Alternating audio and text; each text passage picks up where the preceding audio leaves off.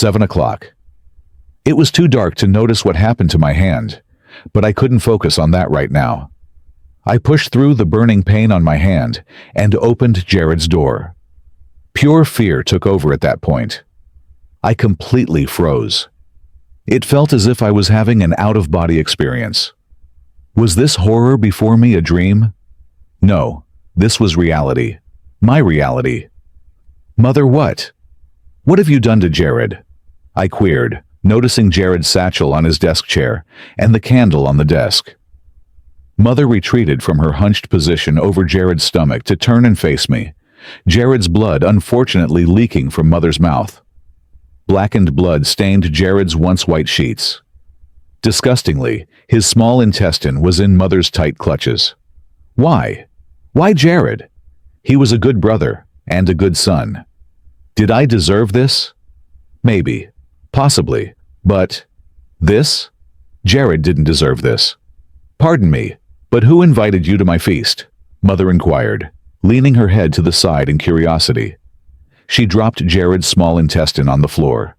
I panicked. I took a step forward, towards Jared's desk.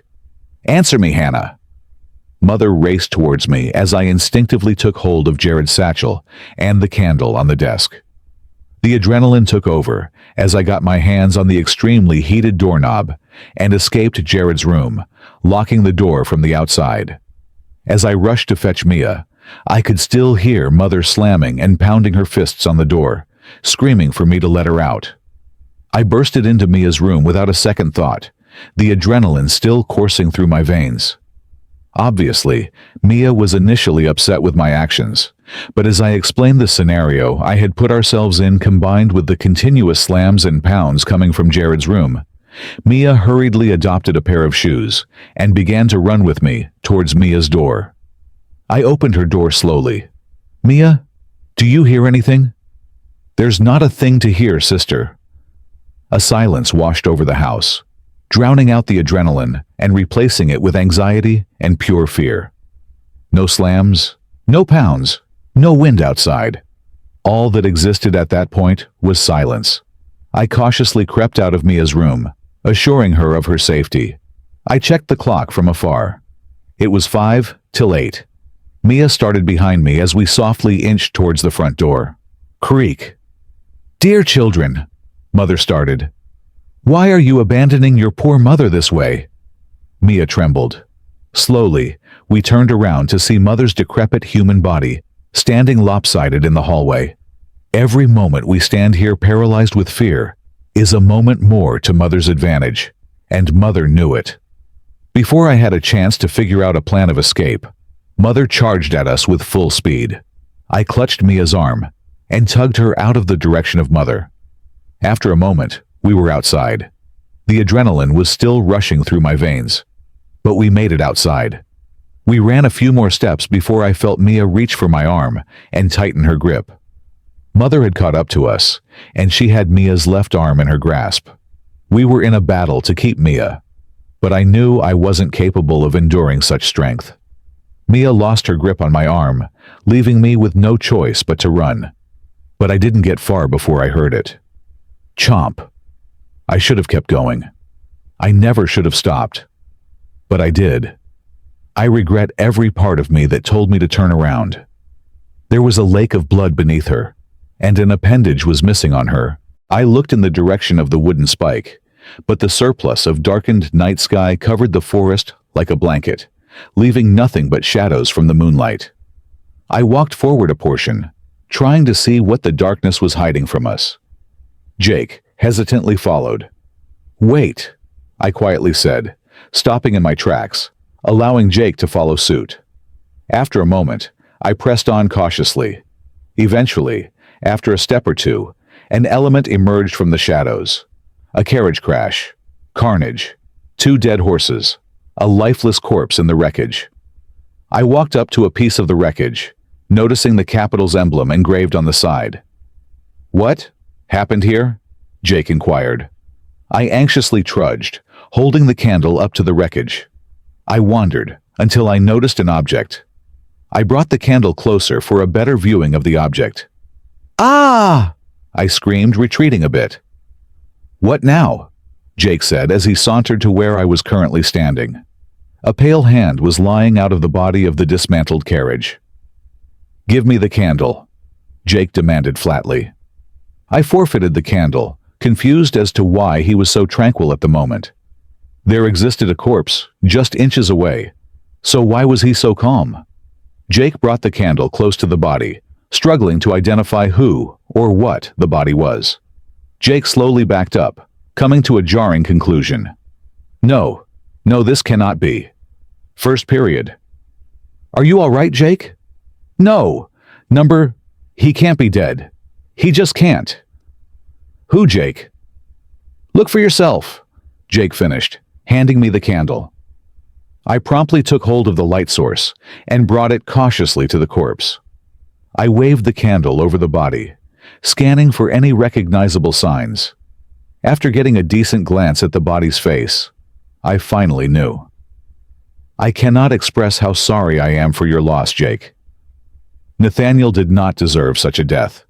He worked hard to make sure we had food to eat, clothes to wear, and he... Jake trailed off into thought until he couldn't hold back any longer. He cried, sobbed, for most likely 10 minutes straight. All I could think to do was hold him in my arms and let him cry. Crack! "Stay here," I said, rising from where I sat and taking hold of the candle. Crack! I crept up to the spot where the noise originated from and brought the light up to inspect the sound. "Who's there? Show thyself!" I screamed as I waved the candle around. Nothing came forward. I guess it was just a wild hare. I turned around and was about to move my foot to walk back to Jake when something placed its hand on my shoulder. From the darkness, it spoke. "Oh, Hannah, how I've missed you," the figure said into my ear with a deep voice accompanying its remark.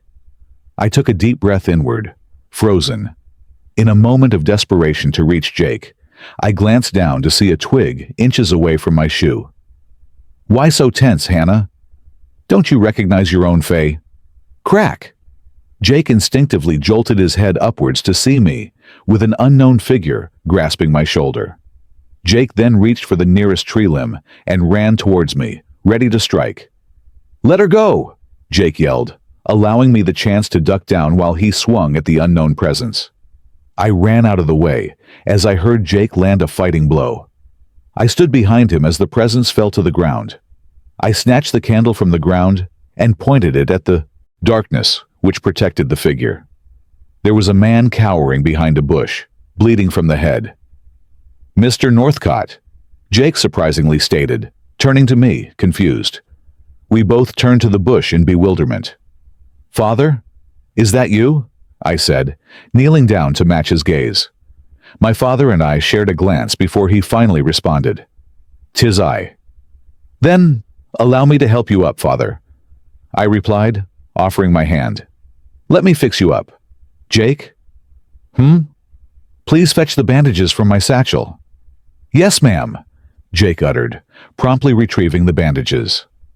I sat Father down where Jake was sitting, even though I silently knew Jake would gripe about it.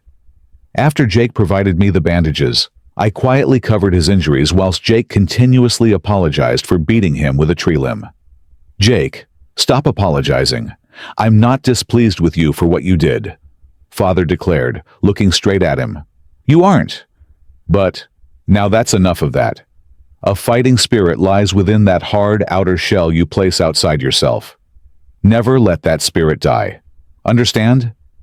Jake straightened his posture as a sign of respect, but deep down, will never forgive himself. Yes, sir," Jake responded. I smiled to myself, applying the final bandage to Father's head.